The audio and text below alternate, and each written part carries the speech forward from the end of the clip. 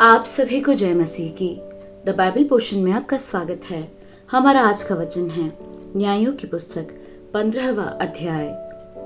परंतु कुछ दिनों बाद गेहूं की कटनी के दिनों में शिमशोन बकरी का एक बच्चा लेकर अपनी पत्नी से मिलने ससुराल गया और कहा, मैं अपनी पत्नी के पास कोठरी में जाऊंगा।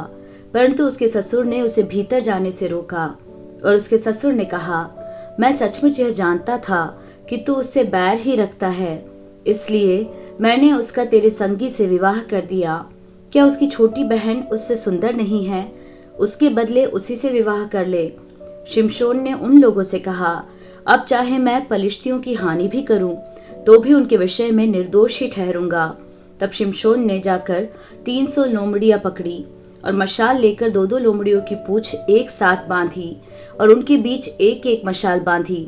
तब मशालों में आग लगाकर उसने लोमड़ियों को पलिश्तियों के खड़े खेतों में छोड़ दिया और पूलों के ढेर वरन खड़े खेत और जैतून की बारियां भी जल गई। तब पलिश्ती पूछने लगे, यह किसने किया है? लोगों ने कहा, उस तिम्नी के दामाद शिमशोन ने यह इसलिए किया कि उसके ससुर ने उसकी पत्नी का उसके संगी से विवाह कर दिया। तब पलिश्तियों ने जाकर उस पत्नी और उसके पिता दोनों को आग में जला दिया। शिमशोन ने उनसे कहा, तुम जो ऐसा काम करते हो, इसलिए मैं तुमसे बदला लेकर ही चुप होऊंगा। तब उसने उनको अति निष्ठुरता के साथ बड़ी मार से मार डाला। तब जाकर एताम नामक चट्टान की एक दरार में रहने लगा। तब पलिश्तियों ने चढ़ाई करके यहूदा देश में डेरे खड़े किए और लही में फैल गए। तब यहूदी मनुष्यों ने उनसे पूछा, तुम हम पर क्यों चढ़ाई करते हो? उन्होंने उत्तर दिया, शिमशोन को बांधने के लिए चढ़ाई करते हैं कि जैसा उसने हमसे किया वैसा ही हम भी उससे करें। तब 3000 यहूदी पुरुष एताम नामक चट्टान की दरार में जाकर शिमशोन से कहने लगे, क्या तू नहीं जानता कि पलिश्ती हम पर प्रभुता करते हैं? फिर तूने हमसे ऐसा क्यों किया है? उसने उनसे कहा, जैसा उन्होंने मुझसे किया था वैसा ही मैंने भी उनसे किया है। उन्होंने उससे कहा, हम तुझे बांधकर पलिश्तियों के हाथ में कर देने के लिए आए हैं। शिमशोन ने उनसे कहा, मुझसे यह शपथ खाओ कि तुम मुझ पर प्रहार न करोगे।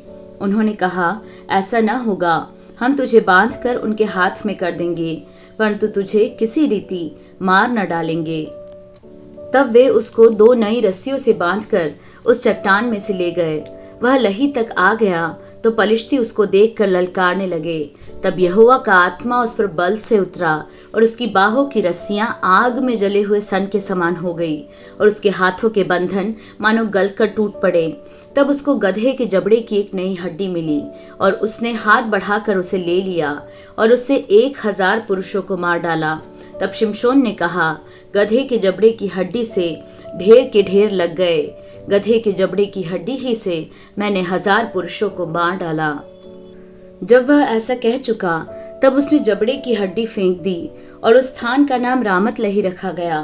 तब उसको बड़ी प्यास लगी और उसने यहोवा को पुकार के कहा, तूने अपने दास से यह बड़ा छुटकारा कराया है, फिर क्या मैं अब प्यासा मर के उन खतनाहीन लोगों के हाथ में पड़ूं?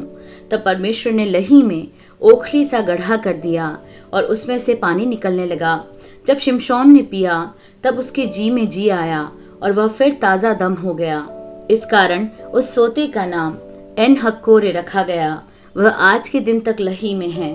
शिमशोन तो पलिश्तियों के दिनों में 20 वर्ष तक इस्राएल का न्याय करता रहा।